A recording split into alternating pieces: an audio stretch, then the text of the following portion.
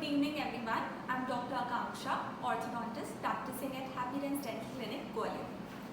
Good evening everyone, I'm Dr. Aditya, Faculty Oral Radiology and Oral Implantology in Delhi Academy of Medical Sciences and practicing at Happy Dents Dental Clinic, Gwalior.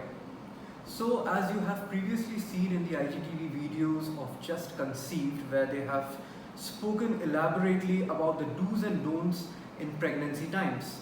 So today we'll be throwing some light on this elusive topic, that is pregnancy and its oral health implications. So today we will be discussing about all the precautions that you need to take before, during and after pregnancy. Normally we advise patients to visit dentist in every 6 months. Now before starting family planning, you should always visit a dentist. And why is that? First of all, your gum tissues can be examined properly, then your teeth can be professionally cleaned, and if any oral health problems are there, that can be treated well in advance. So what is the need of going to a dentist during the time of pregnancy? Okay, during the time of pregnancy, there are a lot of hormonal changes which takes place inside a woman's body. Most commonly, the hormones which are involved are estrogen and progesterone. So what are the changes caused by these hormones? First, these hormones can affect adversely on your gum tissues. How? There can be a lot of bleeding during brushing. There can be receding of the gums where you can see more part of your tooth than your gums.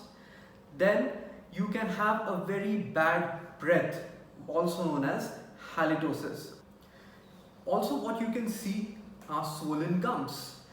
The swollen gums can be generalized, like on all the parts of the gums, or it can be localized. It's the localized one that you need to keep an eye for. That localized one is also known as pregnancy tumor. It is a benign kind of tumor which is not very harmful, but it needs to be taken care of. So if you have any of these signs and symptoms, then it is of utmost importance that you need to visit your dentist. So if you have all these signs and symptoms, you are not supposed to take all these signs and symptoms lightly. Why? Because these signs and symptoms are associated with preterm labor and underweight babies, which are seen 4 to 7 times more in pregnant females having chronic gum diseases. Now coming to next important issue, which is morning sickness. Now morning sickness is usually nauseating like feeling or vomiting like feeling, which is usually seen in the mornings. Now morning sickness can predispose your oral cavity, which is usually alkaline in nature, into acidic. Now once your oral cavity becomes acidic, there are increased chances of caries formation. Secondly, it is also seen that there is less flow of saliva, which will ultimately lead to burning sensation in the mouth. Now to counter all these things, what you can do is, first you can use a bland tasting toothpaste. Secondly, you can use an antacid to overcome this. Thirdly, you can use a toothbrush with a small head like what toddlers use. And fourthly, you can distract yourself by listening to music. Now we recommend eating a healthy, balanced diet, which is very essential for the developing baby's teeth, because it is seen that the teeth start to develop by the 3rd month into pregnancy. Now, what do you mean by balanced diet? It contains good dairy products like having yogurt, cheese, which are very essential for the developing baby's teeth, gums and bones. Avoid sugary snacks. Sweet cravings are common in pregnancy. However, you have to keep in mind that more frequent you snack, more are the chances of developing caries or tooth decay. So we have spoken about the do's and don'ts. Now what are the treatments that can be done during the time of pregnancy? First and foremost, we need to have a proper consent from your gynecologist. It is very important to have a proper consent from your gynecologist, because we will have a complete idea of what medications you are in, and your gynecologist can guide us what medications to avoid for pain. Most of the medications can be given in pregnancy, like penicillins and erythromycins, but by his or her consent, it will be easier for us to decide the further course of action. So what are the dental treatments that a pregnant patient can undergo? The answer is she can undergo almost all the dental treatments, which includes the root canal treatment, the extraction, scaling and polishing, restorations. These are the few elective treatments that the patient can undergo during her pregnancy. Why root canal treatments and extractions? Because in times of pain, this pain can cause an adverse effect on the fetus. So we need to take care of the tooth in question ASAP. So what is the best time to do all these kinds of elective dental procedures?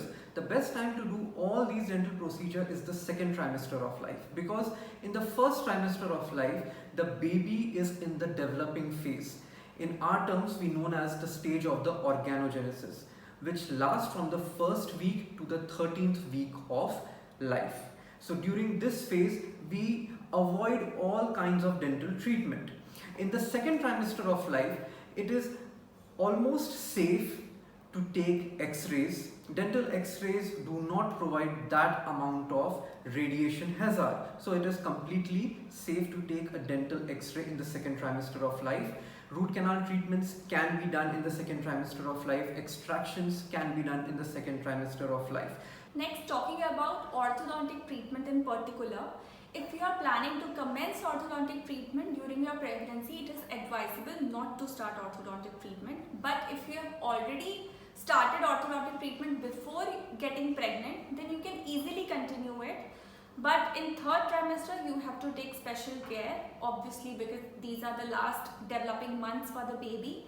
And secondly, you have to take extra care about your oral hygiene, as it is usually seen that during orthodontic treatment, because of the braces and the wires which are put in, they cause accumulation of plaque and calculus. So you have to take extra care about that.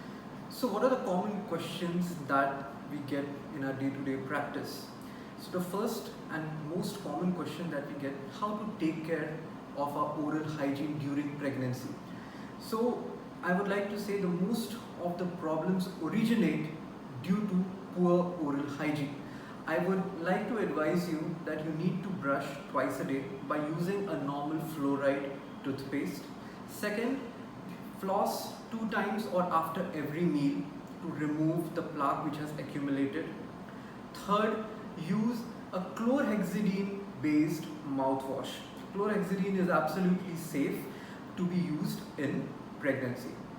What are the other questions that we get?